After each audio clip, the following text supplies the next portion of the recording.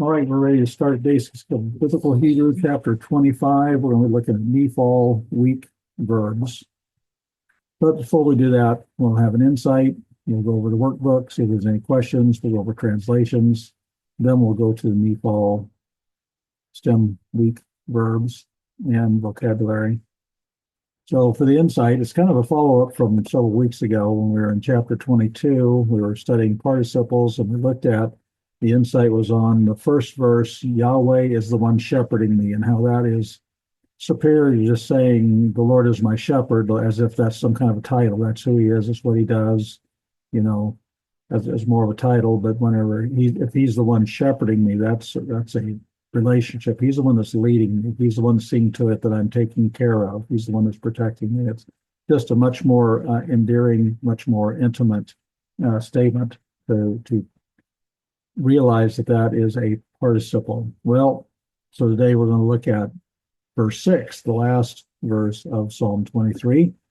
And we've become accustomed to hearing it, surely goodness and mercy will follow me all the days of my life, and I will dwell in the house of the Lord. That's all capital letters, so that's Yahweh forever. And so here it is, and let's go ahead and bring up the translation. So here's only or surely, and recognize Tov is good, Chesed is unfailing love, loving kindness, steadfast love. So goodness or good and unfailing love. Then we have a preformative, we have a subformative, and we have a pronominal suffix. So with this preformative and subformative, that's a third masculine plural, and then the pronominal suffix is the first person common singular. And so it's they will pursue me. Let's go ahead and just highlight that. Yir'dafuni. Yir'dafu would be they will pursue. Yir'dafu, and then me is me. They will pursue me. And this is the same word that's used when an army is pursuing another army. It's the same word that's used when they sent the messengers / spies into Jericho, and Rahab, when they came and asked her about it, she said, well, they left a long time ago. You hurry, you can catch them. And so the pursuers went out after them. Same word, that resh, dalet, pay, root, pursue. So it does mean pursue. So surely good and chesed, they will pursue me all the days of my life. It's life of me, with the one CS ending there. And I will dwell, it's a perfect. This is a Vav consecutive. This is a perfect. We have the first person. I will dwell in the house of Yahweh to length of days, Orich is length of days. But the main thing what I want to point out was pursuing. I had a pastor years and years and years ago who he was actually quoting another pastor in Scotland, if I remember right, and he was just saying, he's talking about how comforting it was, the goodness and the unfailing love, or the kindness, the mercy of God is that's like two collie dogs walking along with you through life. And when I learned Hebrew, I found out they're not collie dogs, they're bloodhounds, and they're out to get you. Now that I'm officially old, I can honestly say, as I look back through my life, that surely his goodness and his chesed have pursued me all the days of my life. So far, I'm not to the end of those days yet, but I'm convinced that they will pursue me all the days of my life. Anyway, that's why we read Hebrew. Find out that it's much more of an intense action there. Follow is just kind of lackadaisical. Surely goodness and mercy will follow me all the days of my life. That's lackadaisical sounding. Goodness and mercy will pursue me. That's a little bit more intense. And that's why we study, or why we read Hebrew. That's why we study Hebrew. That's why we read Hebrew. Okay, let's go to the workbook for chapter 24. That was the Niphal strong verbs.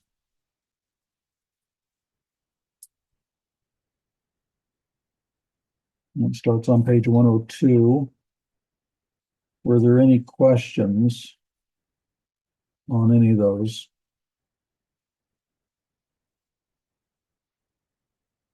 I should have mentioned, and I didn't. As we go through the derived stems, we're going to have these charts like what we have on page 102. And I actually took a red pen and marked in the diagnostics for all of them. So they really stand out. They pop out more because the print's black. And anyway, that's what I did. I used a red pen. It helps for them to show up. Well, if there's no questions, then let's go to page 105 and probably 106. Yeah, 105, 106 to the Bible translations. The first one is from Genesis 15:15. The atah, so that's and you, that's you singular. You will come or you will go to the fathers of you. And I say the because it has a pronominal suffix, the you, the cha at the end there. So that makes it definite. So the fathers of you in peace. And let's see, you will be buried in gray hair, good. So in good gray hair or good old age would be the smoothed out way of saying it.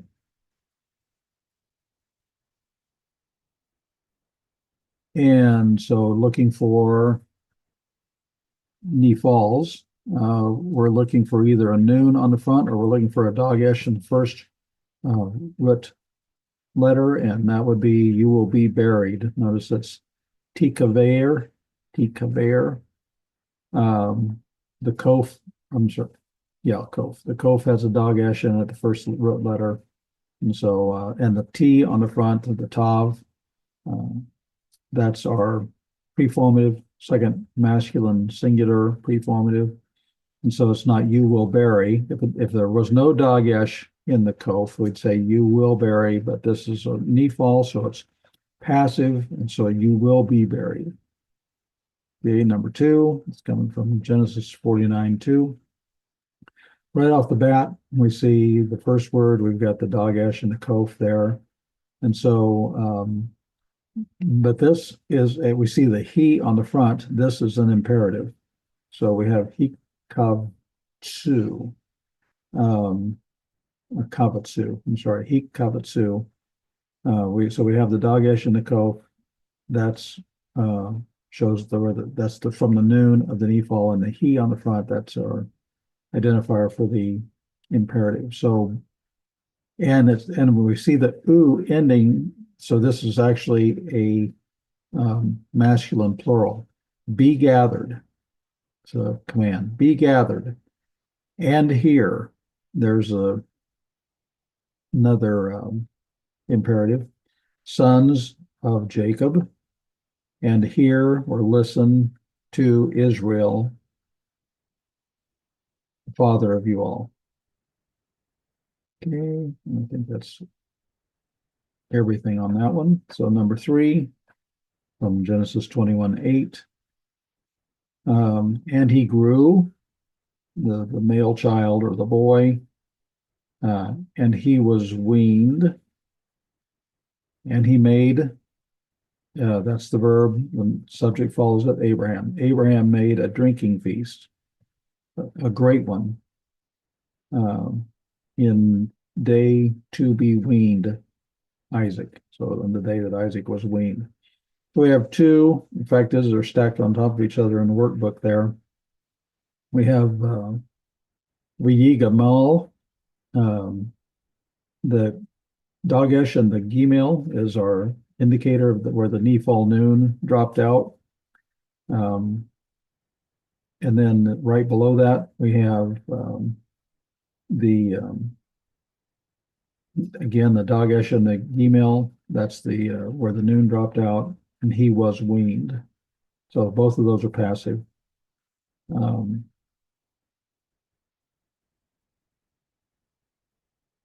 And that looks like that's all in that verse. All right, and number 4, coming from Genesis 28:14.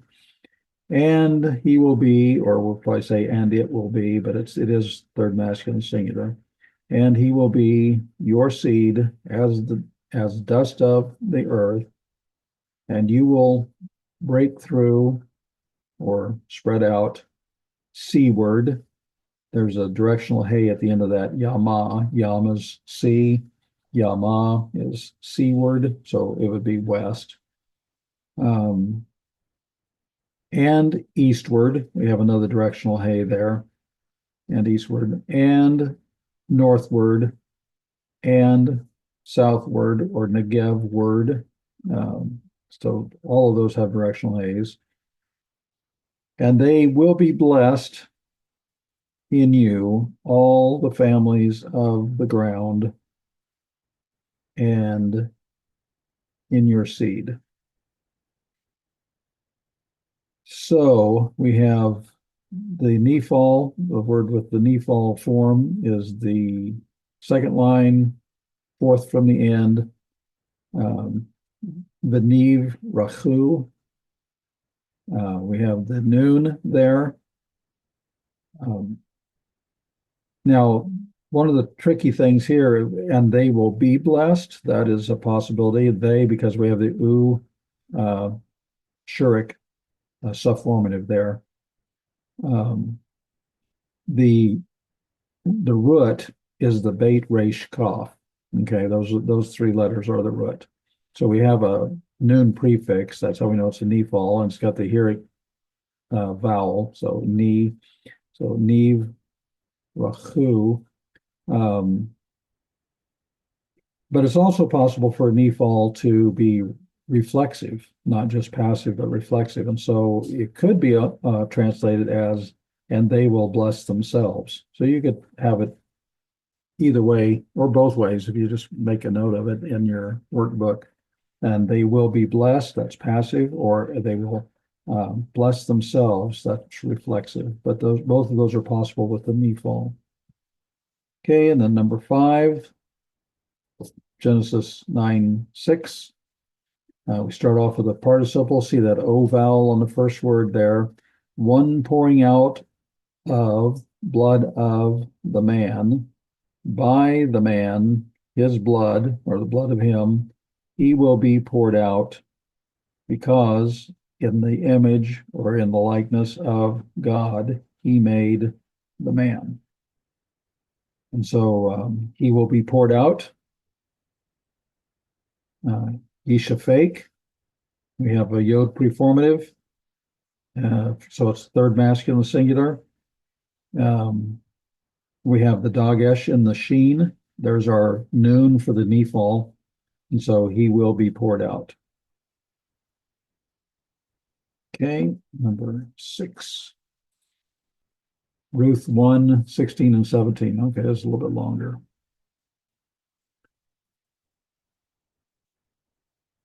And she said, Ruth, not you will urge on me to leave you, to return from after you, because to where you will go, I will go, and in where you will spend the night or lodge, I will spend the night.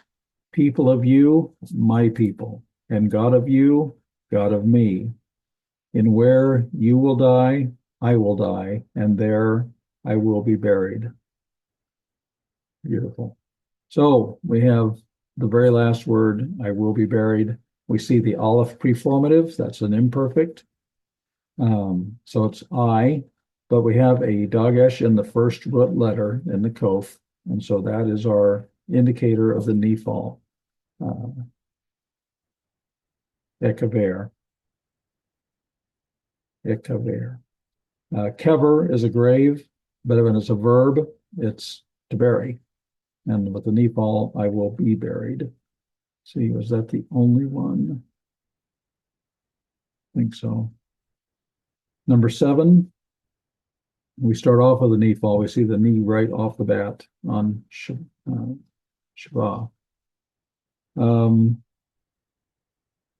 And the word for swearing, shva there, that often with the Niphal will just, it won't be translated as either reflexive or passive. It's just fighting, nilcham, or swearing an oath like this, Shabbat. Those almost always appear in the Niphal, and you don't treat them as passive, but need to be aware of that and see it. So we have nishba, and that's he swore, and that's good Hebrew word order. We got the verb and then the subject. Who is it? Yahweh. So Yahweh swore, and not he will regret. You are, we're going to set supply a verb here. So I'd say you, I put are in parentheses or something. You are one priesting. Notice the O vowel there over the cough. That's a participle. So one priesting, two forever or for forever upon the order of Melchizedek, the king of righteousness. Melchizedek. So the first word is a Niphal, and the fourth word is another Niphal. In the case of the first one, we see the Ni there, and we see the Patak under the second root letter. That's pretty straightforward. In the fourth word, we see that the noon is dropped out. We have a yod preformative. The noon drops out. It leaves a dagesh in the first letter. I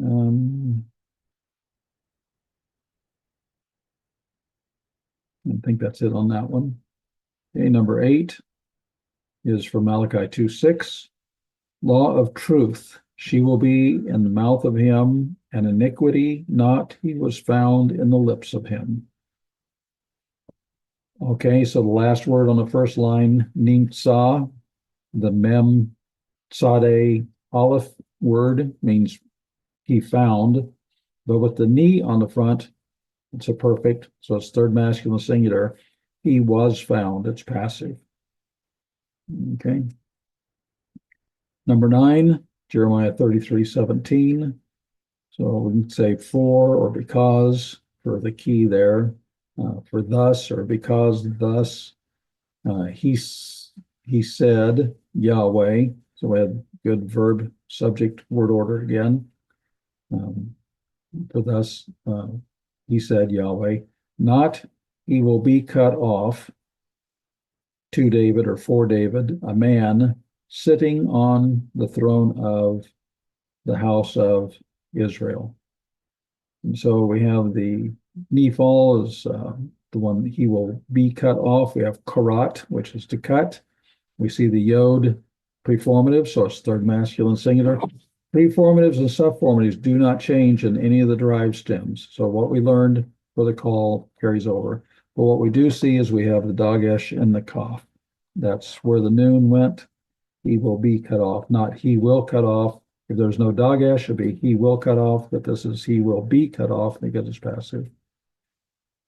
And then number 10 from Proverbs 28:26, one trusting in the heart of him, he, and we're going to supply a verb, verbless clause, but lots of verbless clauses in Hebrew. You just have to get used to that. He, and we're going to say is, we'll put is in parentheses, a fool. So one trusting in the heart of him, he is a fool. And one walking in wisdom, he, and I think that's going to be emphatic because we have he there, but it's built into it. He will be escaped, or he will escape. But that's the last word, yimalate. Yimalate. We have the yod preformative, third masculine singular. And then malate, we have the dagesh and the mem. That's where our noon for the Niphal went. Any questions on those?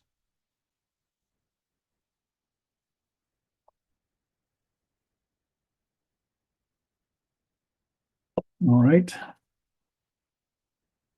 Then we'll go ahead and move on to chapter 25, Niphal Stem Weak Verbs.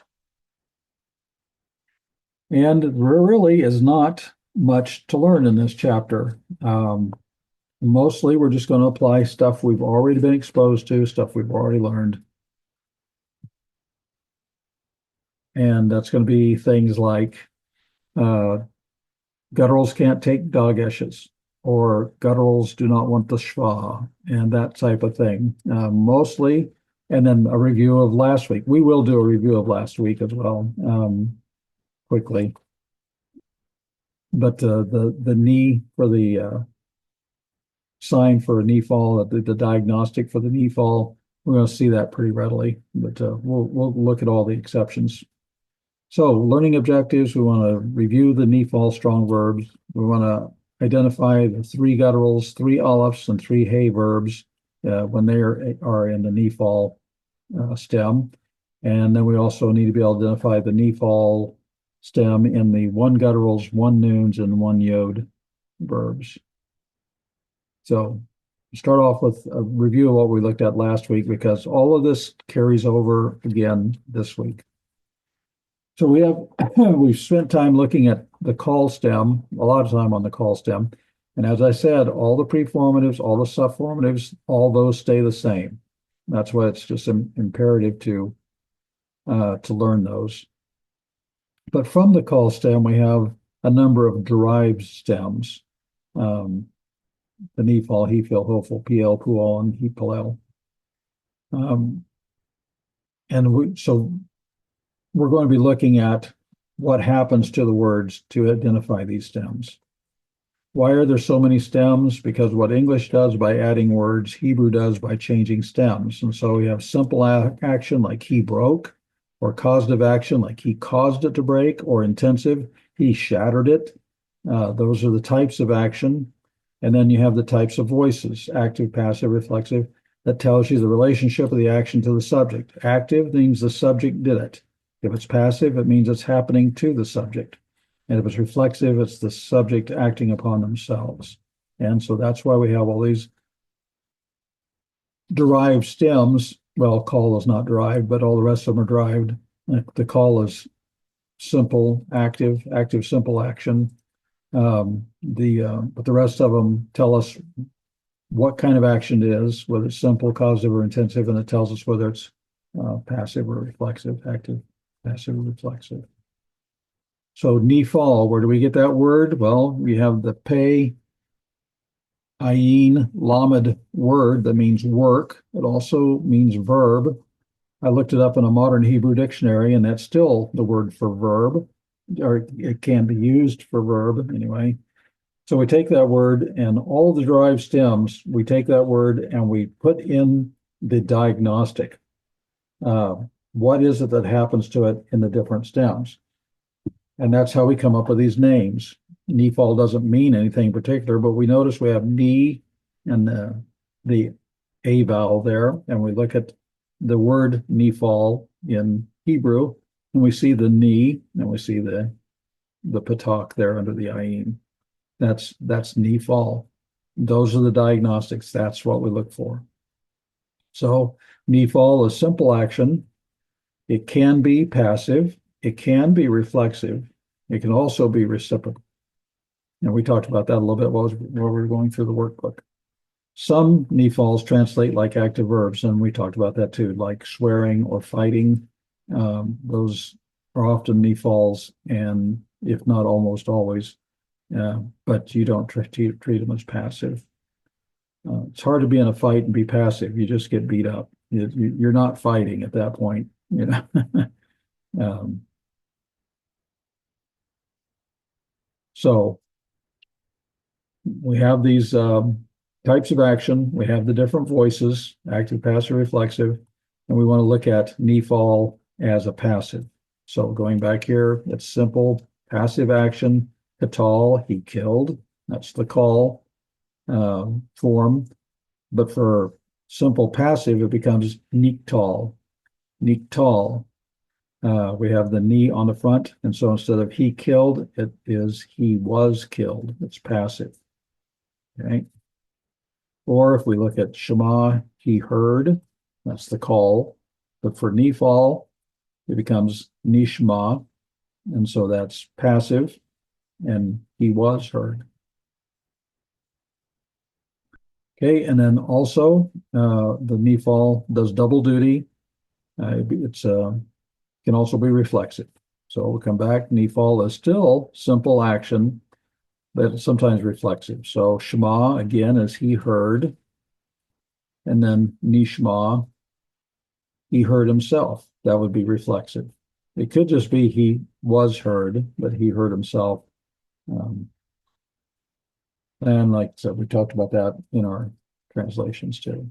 Okay, and then when it comes to the reciprocal type of action, we will change it to a third person plural. So we have shamu, shama'u, shama'u, which means they heard.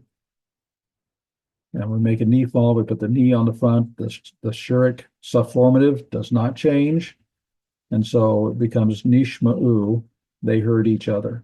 So that's reciprocal. You had at least two parties and they're talking with each other, and that action's going around and around here. It's, they're talking to them and they're talking to them. So you have this reciprocal action. Again, the key to identifying a Niphal verb is identifying the noon prefix. So niktal, that's a perfect. Okay, there's no preformative, there's no subformative, so it's third masculine singular, perfect. Or we have yikatel, I'm sorry, yikatel, and that's the imperfect. And we see that the noon has dropped out, but we have the dagesh in the kof. And we have a preformative, the yod preformatives, third masculine singular. This is also, the other one's third masculine singular, but that's because there's nothing on the front, nothing on the back, discounting the noon prefix for the Niphal. But then we have the dagesh, where the noon dropped out. So that's the two things you're going to look for. You're going to look for the noon, or you're going to look for the dagesh, where the noon dropped out. It'll show itself in one of these two ways. So for the perfect on the left, niktal, he was killed, and for yikatel, the imperfect, passive on the right, he will be killed. If there was no dagesh, it would be he will kill. But since we have the dagesh in here, it's a Niphal, it's passive, he will be killed. Okay, Niphal perfect is niktal. That's what we've looked at. Niphal perfects look like call perfects with an added ni and a shva right there.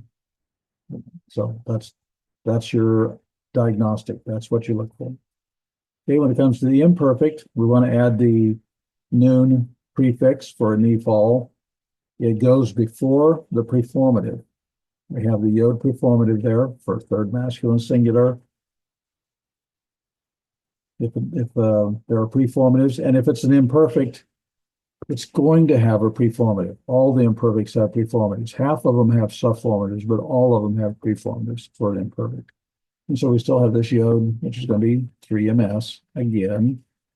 So we want to add the ni for a Niphal. But what happens is that noon drops out, and the dagesh comes in the next letter. And so we still have the same yod preformative. I want to increase my bulge here a little bit to get that. It's still 3ms. He will be killed. So that's what we look for. For the Niphal imperfect, we're looking for the dagesh in the root one letter. Niphal imperfects have exactly the same preformatives and subformatives they call them. I know you hear that a lot, but that's important to know. It's important to know the preformatives and subformatives. It's also encouraging to know that once you've learned them, you're going to carry that through to the end. It's not, you don't have to relearn them.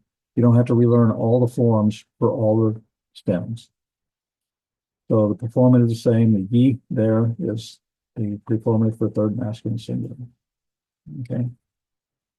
So Niphal imperatives. The imperatives are based off of the imperfects. So here we have tikkatel, and that would be you will kill. Okay.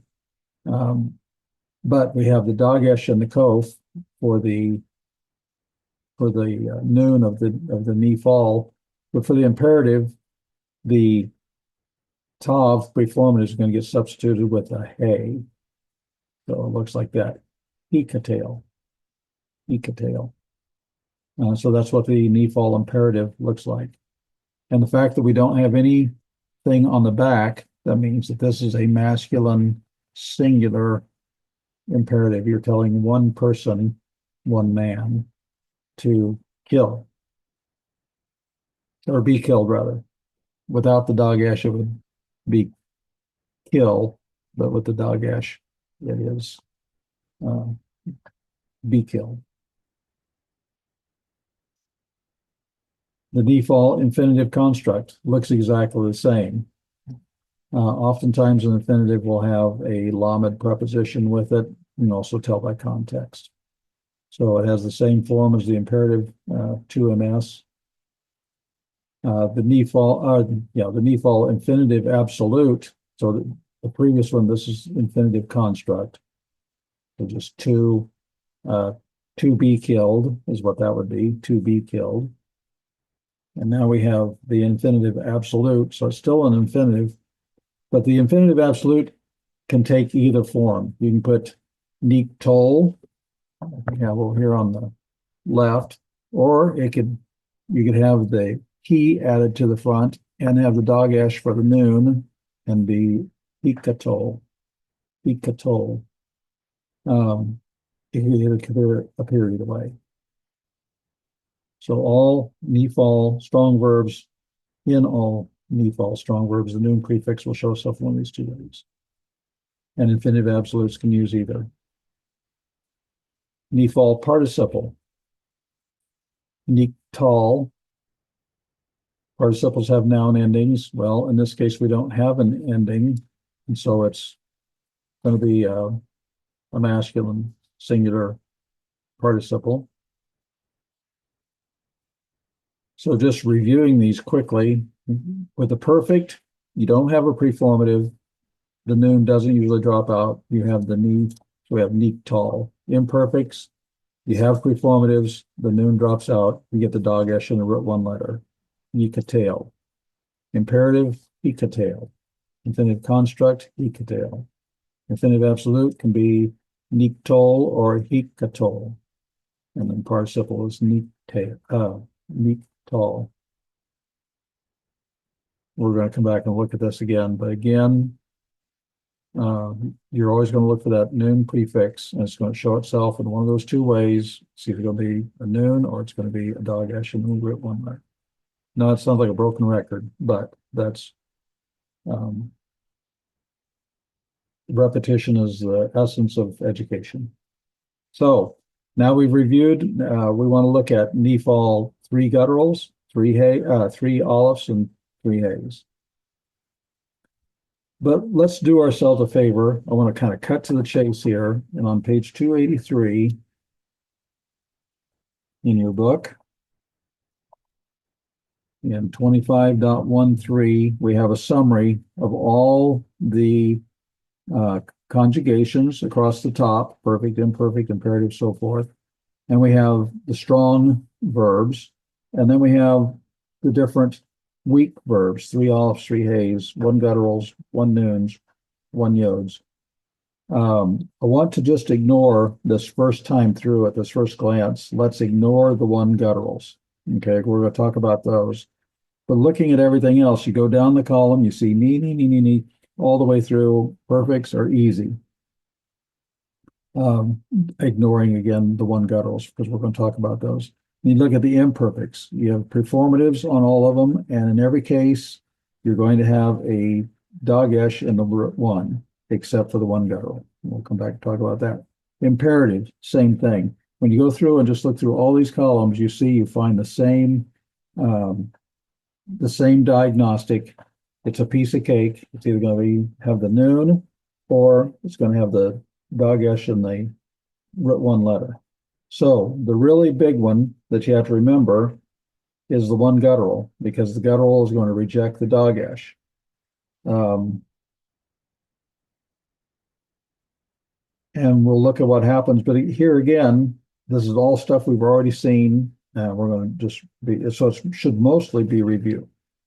So let's go ahead and start looking at these individually. So the three chet and the three ayin verbs, shema, we'll use that because the ayin is a guttural, so that's a three guttural, and it means he heard. And we have nishma, he was heard, and that's easy to identify. There's the Niphal diagnostics are the same. So almost all Niphal three chet ayin verbs have the Niphal strong verb diagnostics. Nothing new learned there. Okay, three olives. Well, we have matzah, that's he found, and it's a three olive. And so we have nimsa, he was found. All right, what happened? Okay, I'm not going to take the time to go through these. I have them here, and you can, if you want to review the video again, it's got the page number, and it has the paradigm in the book. We've seen that already by looking at the summary, so I'm not going to spend any more time on that, but I have it in here for reference if you want to make reference. So when it comes to three olives, almost all the differences between a Niphal perfect strong and a three olive verb is due to the fact that the aleph is silent. When the aleph is silent, or when it quiesces, or it's quiescent, the short vowel before the quiescent aleph lengthens. We've seen this before in when we're studying the call. The dagesh lineh after the quiescent aleph drops out. So that's usually going to be like in a subformative. So let's look at the short vowel before the aleph lengthens. Okay. Back in chapter 3, we learned this. When an aleph occurs without a vowel, it is not considered a consonant with reference to rules of syllabification. To compensate, the short vowel becomes a long vowel. So nimsa with a patak changes into nimsa, still pronounced the same, but it has the comets, get a longer vowel. So that's what happens with the three aleph. When it quiesces and doesn't have a sound, the vowel in front of it lengthens. Okay, nimsa. The syllable is now open. In most stems, three aleph verbs have a tseri stem vowel. So nimseta, we get that tseri, but we still see the ni on the front. And this will be a perfect, okay? The root's the mem, sade, aleph, that's our root. The ta is going to be 2ms, and then the ni tells us it's an Niphal. So the root means found, and so you were found. You were found. But notice also the tav does not have a dagesh. We'll look at that here again. So the dagesh lineh after the quiescent aleph drops out. And again, that's going to mostly in a subformative. Subformatives lose their dageshes behind a quiescent aleph. Again, that's not hard to tell. I mean, if you know your subformatives, you recognize this as a 2ms, and we still recognize that makes this a Niphal. Okay, three hey verbs, a little bit more tricky, but it's nothing new to us. We've seen this before as we were going through call and all the different times we looked at weak verbs. So bana is he built.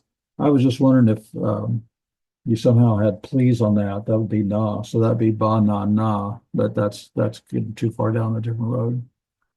But anyway, bana, he built. And then nivna, he will be built, or he was built. Sorry, this is a perfect, perfect, not an imperfect. He was built. And that paradigm is on page 277, but I'm not going to take time to look at it right now. Anybody watching the video can just pause it while they go look it up if they want to. All of the differences between Niphal strong and three hey verbs are due to the fact that three hey verbs are really three yod verbs. We've studied this in the call also. Three hey verbs are really three yod verbs. So the points on this is that all first and second person perfect forms will have a three yod. The dagesh linhe after a vowel drops out, and the third person perfect forms require a closer look. And so we'll take a closer look. First of all, let's look at first, second person perfect forms have the three yod. So we have niv, ne, ta, niv, ne, ta. The vowel with the yod is a tsere. Okay, and we had seen that a little bit ago too. If we compare that with the call, we don't have the ni, but we have Benita. So the vowel lengthened there. We don't have the ni on the front, so it's not Niphal. But again, the ta subformative, that doesn't change. But it does change the way it looks whenever you get that yod instead of the hey. So next, we want to see that the dagesh linhe drops out at the end, and sure enough, the subformative loses dagesh, which is like the other one. And again, it doesn't present us with any problems. We see the yod here. We kind of figure that that's actually in the lexical form is going to be a hey. We still see the ni. We still see the second masculine singular subformative. It's all familiar stuff we've learned so far. And then lastly, we're going to take a closer look at the third person perfect forms. And the reason for that is because the book often has said this, and it's kind of confusing. If you have a three hey and the third hey drops out or you gets replaced by yod, actually you have these three hey endings. And so this is a review for perfect, imperfect, and all the different conjugations and what happens to three hey endings. But again, none of these really throw us as far as recognizing the word or recognizing any preformatives and subformatives, that sort of thing. Again, the key to identify the Niphal is you're either going to have ni on the front or you're going to have a dagesh in the root one letter. So taking our chart we had earlier and expanding that to include three heys, because three heys behave a little bit differently. We still see the ni for the perfect, but we see the comments hey ending in the perfect, which is what we've seen before. Imperfect, the noon drops out, but we have the dagesh in the R1, not a problem. Imperative, we have the he on the front, we have the dagesh and the one letter where the noon dropped out, still no problem. Infinitive construct, we have the O vowel there. It looks like a feminine ending is what it looks like, but that's the infinitive construct. We still have he on the front, and we have the dagesh in the bait where the noon dropped out. And for three heys, we have the same situation. It can be either ni or it can be the he with a dagesh in the root one letter and participle nivne. Okay. In all those cases, it's easy to tell that we're looking at Niphals. All right. Now, something a little different is the one gutturals. You saw that when we did the summary, looked over the summary, that was the major column that we'll have to think about a little bit more. All these others have been pretty easy. And it's not that these are hard. And again, it's nothing new. We've already learned that we get compensatory lengthening, that sort of stuff. This is not new to us either. And so we have a perfect on the left, niktal. We have an imperfect on the right, yikatel. We see that the ni is on the left. We see the dagesh and the kof on the right. But the problem is, and this is a strong verb, so that's not a problem, but if we get a weak verb that has a one guttural letter, we need to note that the gutturals cannot take dageshes and one gutturals do not like schwas. So here's the two problems. There's the dagesh can't be there for a one guttural, and they don't like schwas. That's the problem. So these are the things that are going to be affected. by a one guttural in the Niphal. So one guttural verbs like azav, that means he forsook or he left. Okay, he abandoned. Yep, I like that better. He abandoned. The others work too, forsook or left. Notice the ayin is a guttural. All right. So the Niphal, we have ne'azav, ne'azav. That's what we look for. What happened? That's what we're going to look into. So that's passive. He was abandoned, or he was left behind, or he was forsaken, or something like that. We still see the noon there, and so we can still see it's Niphal, but we have some vowel issues. What happened? All right. One gutturals do not like schwas. So we have the Niphal perfect strong verb diagnostics. We expect to have the ni. We expect to have the dagesh. But one gutturals do not like schwas. So we're going to take that schwa and it's going to become a reduced vowel. Instead, they will take a reduced vowel. And so we get the reduced segol there. Now, we also have seen this in the past, that when you get a reduced segol or a reduced vowel of any kind, that the preformative or whatever is added to front, or it could even be a vav conjunction or something like that, it will mirror that vowel and you expect to see a segol. I think I'm getting ahead of myself. So we get a reduced vowel instead of schwa. The prefix and reduced vowels will correspond. So instead of a hirik, it's going to become a segol. And that's how we ended up with ne'azav. And that's why this is our diagnostic. And so it's really not that hard to remember that this is the Niphal because we still see the noon there. Okay? So this is the Niphal perfect one guttural diagnostic.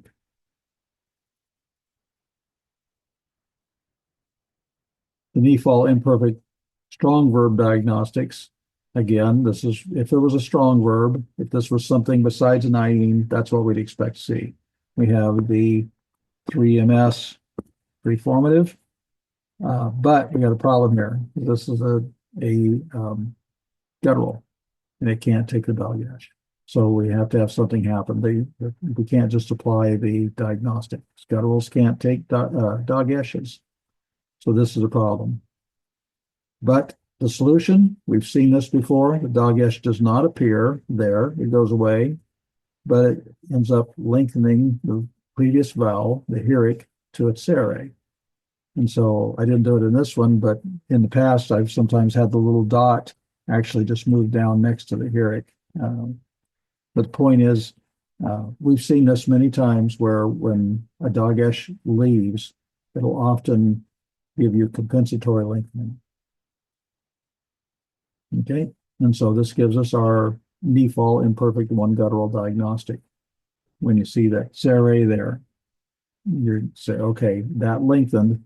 Why did it lengthen? Oh, this is a one guttural. It can't take a dagesh. That's why this lengthened. That's why it's a Niphal.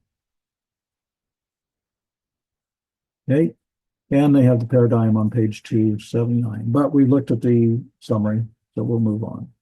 Okay, the next thing is one noon and one yod verbs. And we know that the yod, vav, noon, hey letters, what do? They like to do? They like to drop out of words. We've seen that over and again. So when it comes to one noon verbs, the Niphal perfect strong verb diagnostic, we expect to have the ni and the patak there. That's what we expect to have. But usually the noon drops out at the end of the syllable. That one. So it drops out. It moves over.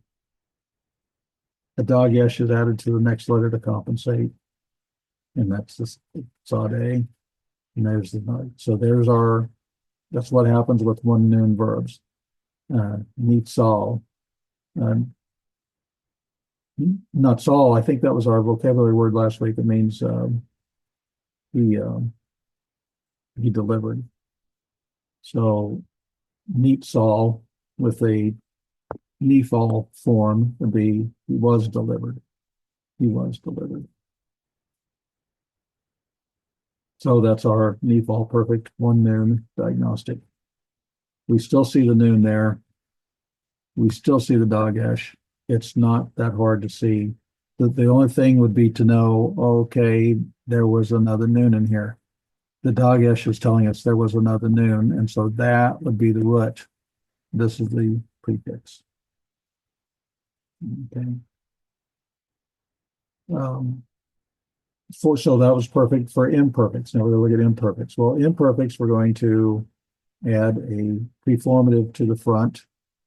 Okay. So there's nothing on the back, no subformatives. So we have a preformative, so it's going to be 3ms. And we would expect to add the Niphal noon between the preformative and the root, right? But the noon usually drops out at the end of the syllable. That's that one. So it goes away. It all slides together. And the Dagesh is added to compensate. So we see the Dagesh. We know there was a noon there, and we know that it was Natsal was the root word, and this is the Niphal. So that's the Niphal imperfect diagnostic. And those are on page 280. Okay, now we need to look at one yod verbs. The Niphal strong verb diagnostic, we have yashav, which means he dwelled or he sat or something like that. But we're going to put a ni on the front. This yod, this is not a preformative. That is a part of the root. Yashav is the root. Okay. So we just put the ni on the front. Most one yod verbs were originally one vav verbs. And so what we'll see, what actually happens is that the yod is changed to a, well, I should explain that differently. In the call, the vav becomes a yod. In the Niphal, that does not happen. And so what we see is that the vav is there, and we also get a vowel. We get an O vowel. And so we got no shav. Well, again, if we remember that one yods are often one vavs, that accounts for this. We see we have a noon on the front. We know it's still a Niphal, and we still have the diagnostic down here too. So it's still pretty easy to see that that is a Niphal on a one yod verb. So there's our diagnostic for one yod. For perfect is the Niphal perfect. Now for the Niphal imperfect, we have the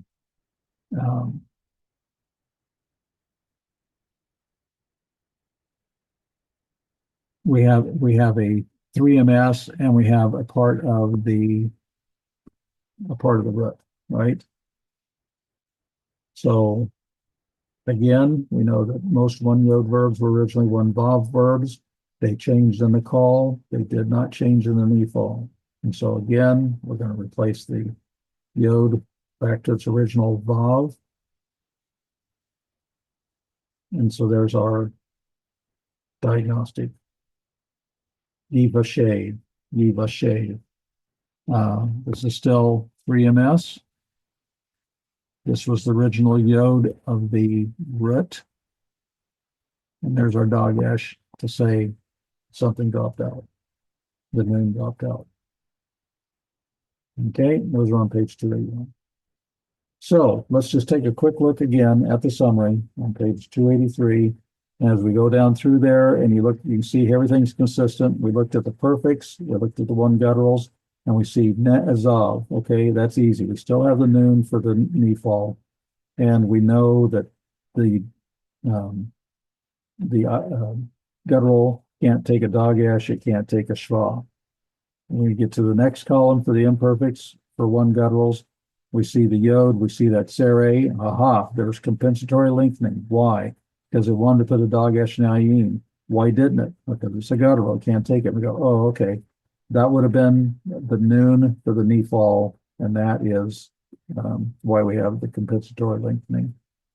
And the same way with the imperative, we still have the hey on the front, but again, we have compensatory lengthening.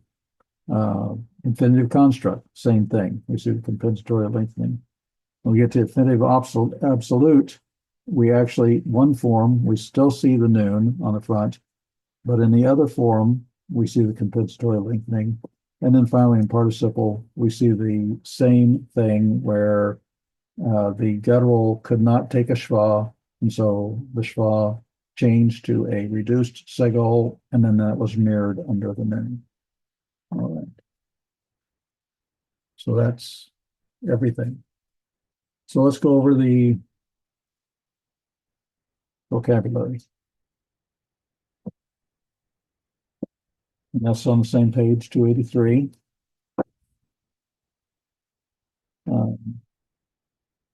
So the first word, hafak. Hafak is to overturn, and notice when it's in the Niphal, it's to be overturned, which is to be destroyed. Okay. And then the next one is kara. Kara has to do with being hot, being angry. Ra'ah is evil. However, it can also be calamity or something like that. Sava, to be satisfied. Somebody, ate or drank to their fill. Next one, shachak, is forget. Actually, all these verbs are actually given to us in the perfect third masculine singular, so technically be he forgot. But if it was forgotten, that's when you make it a Niphal. If you want to say I forgot, it'd be shakakti, I forgot. Next word, shemaim. Notice that it's a geminate. You have two mems. We have the mem, the normal mem, and then we have the final form mem. It's to be deserted or uninhabited, possibly even ruined. Zakar. Now, if this was a verb, it would be remember, but it's as a noun. We have two comments there. As a noun, it's male. Koshech, darkness. Then Kasil. Kasil is a fool. See that a lot in Proverbs. Migrash is a pasture. Mamlecha is a kingdom. Nahar is a river. Tzedek is righteousness. Shir is song. And a lot of times the verbs will look very similar too. Okay, any questions on that?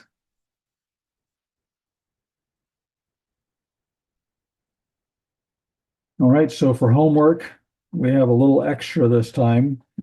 So want to memorize the chapter 25 vocabulary, work on exercise 25, and we have a little footnote there, and then go ahead and read chapter 26. So when you get going back to the workbook again, not only do we have the normal workbook kind of stuff, but we also have something new. It's called Hebrew Reading 1, and there's going to be a Hebrew reading after every one of the derived stems weak verb chapters. And so this is the first one. This is our first derived stem, the Niphal. And so it's only 5 extra verses, 1 Kings 8, 22 through 26. I don't remember whether that's in the answer key or not, but we'll go over it. It won't take that much longer. We just have a little bit more translation. So the nice thing is they put in a grammatical commentary and explain what happened to words, that sort of thing, or if there's something significant in the way it's said or the sequence that it's in the sentence or something. We have grammatical commentary for each verse. So yeah, and there'll be 6 Hebrew readings after the week verb chapter for each of the drive stems. All right, any questions?